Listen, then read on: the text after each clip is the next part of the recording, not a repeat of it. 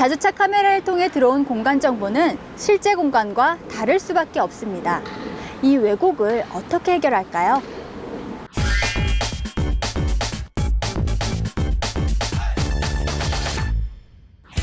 안녕하십니까.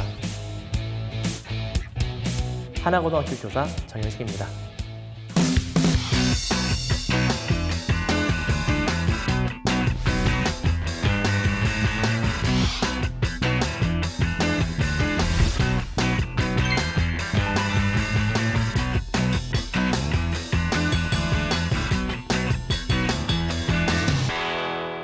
이번 시간에는 카메라의 정보를 얻는 방법과 영상의 왜곡을 해결하는 캘리브레이션 작업에 대해서 살펴보겠습니다.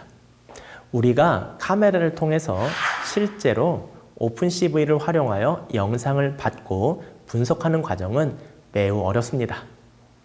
이러한 과정에 대하여 많은 전문가들이 유용한 알고리즘들을 많이 개발했습니다.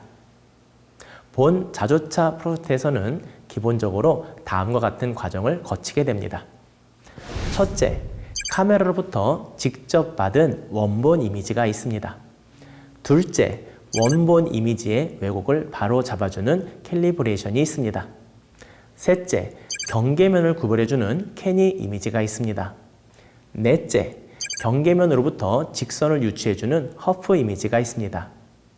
이 과정들이 어떻게 진행되는지 자세히 이해하기는 쉽지 않습니다. 단지 이 이미지의 특징을 이해하고 이로부터 우리가 데이터를 어떻게 활용하여 알고리즘을 작성할지 고민하는 것이 중요합니다. 먼저 자주차 서버 실행 루틴을 하겠습니다. 이 과정은 앞으로 계속 진행할 것이니까 반드시 알아두시기 바랍니다. 먼저 바탕화면에 run 스크립트 파일을 더블 클릭하여 엽니다. 그 안의 내용을 모두 마우스로 드래그한 후 우클릭으로 복사를 선택합니다. 라즈베리 파이의 명령창을 열고 이 명령을 붙여넣기 하여 실행시킵니다. 다음과 같은 화면이 만들어지면 성공입니다.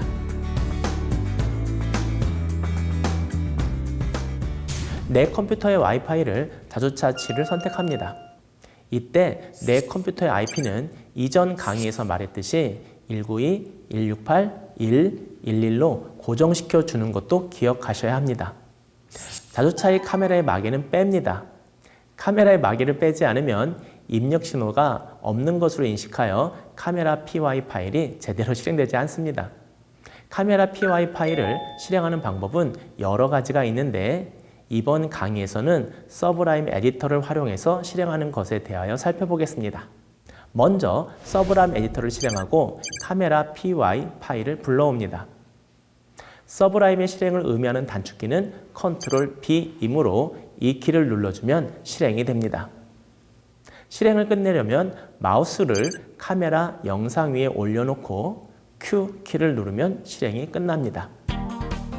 내 컴퓨터의 서브라임 화면은 다음과 같이 됩니다.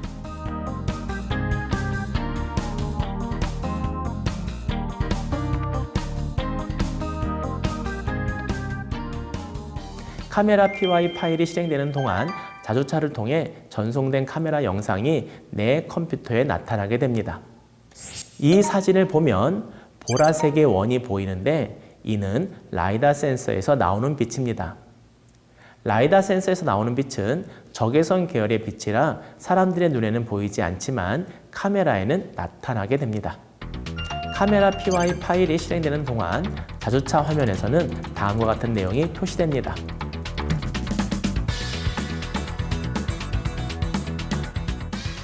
캘리브레이션이란 눈금 매기기, 눈금 맞추기, 교정이라는 뜻을 가진 단어입니다. 일반적으로 카메라에서 캘리브레이션이란 영상 처리를 통해 데이터를 처리하기에 앞서 왜곡된 형태를 바르게 잡아주는 작업을 의미합니다. 캘리브레이션 전 그리고 후의 사진을 보도록 하겠습니다. 왼쪽 사진을 자세히 보면 위쪽 부분의 이미지가 휘어져 있음을 알 수 있습니다. 이렇게 왼쪽 사진처럼 왜곡된 이미지를 오른쪽 사진으로 바꾸어주는 과정이 바로 캘리브레이션입니다. 이 왜곡된 현상을 보다 정확히 파악하기 위하여 자주차 프로젝트에서는 체커보드를 사용할 예정입니다. 체커보드를 통해 이미지가 얼마나 둥글게 왜곡되어 있는지 알 수 있습니다. 이를 보정하여 직선이 곧게 뻗게 하려면 얼마나 휘게 만들어야 할지 가늠할 수 있습니다. 이제 캘리브레이션 과정을 진행해 봅시다. 자동차 프로젝트에서 다운받은 파일 중에서 카메라 캘리브레이션 폴더 안에서 체커보드 PDF 파일을 찾아 인쇄합니다. 이 종이를 움직이거나 휘어지지 않도록 단단한 판에 고정하여 체커보드를 제작합니다. 자주차를 실행시키도록 하겠습니다. 바탕화면에 런 스크립트 파일을 더블 클릭하여 열고 명령어들을 모두 복사하여 명령창을 실행시킨 후 이 명령어들을 붙여넣기 하여 실행합니다. 내 컴퓨터에서 카메라 캘리브레이션 폴더에서 Saved Image PY 파일을 실행합니다. 이렇게 되면 자주차의 카메라를 통해 들어오는 이미지를 저장하게 됩니다. 이미지가 자동으로 저장되고 충분한 이미지가 쌓였으면 Q키를 눌러 종료하면 됩니다. 이미지는 카메라 캘리브레이션 폴더 안에 위치한 Saved Image라는 폴더에 저장됩니다. 만약 이 폴더가 없으면 저장되지 않으니 폴더를 미리 생성해 놓아야 합니다. 다양한 각도, 위치, 다양한 거리에서 체커보드 이미지를 얻는 것이 좋습니다. 체커보드의 일부가 잘리지 않도록 주의해서 이미지를 저장해야 합니다. 다음은 좋은 예와 좋지 않은 예를 보여드립니다. 체커보드의 일부가 잘린 사진은 적합하지 않습니다. 다음과 같이 다양한 크기와 위치의 사진들을 얻기를 추천합니다. 저장된 이미지 중 적당한 이미지를 고릅니다. 이때 10장에서 20장 정도면 충분합니다. 불필요한 이미지는 삭제하거나 다른 폴더로 옮겨 놓아야 합니다. 사용할 모든 이미지가 결정되었으면 캘리브레이션 PY를 실행합니다. 캘리브레이션은 자동으로 진행되고 결과는 콘솔 창에 나타나게 됩니다. 그림과 같이 캘리브레이션이 잘 끝나면 콘솔 창에는 어떤 파라미터들이 나오게 됩니다. 캘리브레이션이 완료된 이미지를 확인하고 만약 캘리브레이션이 잘 되지 않았다면 다시 이미지를 고르고 캘리브레이션을 진행합니다. 렌즈 왜곡이 제공되고 이미지가 곧게 퍼졌다면 캘리브레이션은 성공한 것입니다. 캘리브레이션 결과 이미지를 확인하여 캘리브레이션이 잘 되었다고 판단되면 이후 자주차 util py 파일에 콘솔 창에 있었던 파라미터들을 적용합니다. 자주차 util py 파일을 열면 그림처럼 파라미터들을 입력하는 곳이 있습니다. 사전에 입력되어 있던 값에 본인이 얻은 파라미터들을 입력하여 주면 됩니다.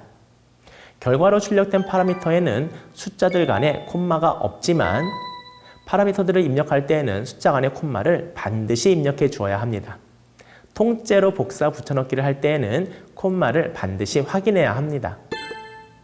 파라미터들은 파이썬의 array 명령을 사용하여 배열하게 됩니다. 위 과정이 번거롭다면 기본적으로 제공되는 캘리브레이션 파라미터를 그대로 사용해도 실습에는 전혀 무리가 없습니다. 기본적으로 파라미터는 자주차 키트에 포함된 카메라와 동일한 종류의 카메라로 캘리브레이션하여 제공됩니다. 그러나 동일한 카메라라 하더라도 다양한 이유로 키트에 포함된 카메라를 통해 직접 캘리브레이션하는 것이 좋습니다. 마지막으로 주의하실 내용이 있습니다. 현재 체커보드 이미지를 자세히 보면 5칸, 세로가 7칸입니다. 따라서 내부의 교차점은 4개, 6개가 됩니다. 그런데 선생님이 처음 캘리브레이션 할 때에는 체커보드 이미지는 5칸, 8칸이었습니다. 따라서 교차점은 4개, 7개였습니다. 여러분들이 다운로드 받은 캘리브레이션 PY 파일은 교차점이 4 곱하기 7로 되어 있습니다.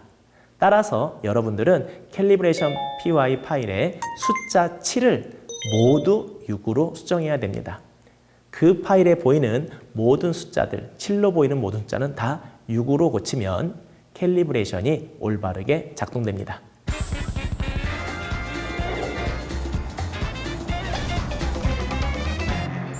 카메라 캘리브레이션 좀 어렵죠? 카메라 렌즈를 통해 들어온 사진들은 직선들이 곡선처럼 약간 휘어지게 됩니다. 이 휘어짐을 펴주는 작업이 캘리브레이션이었네요.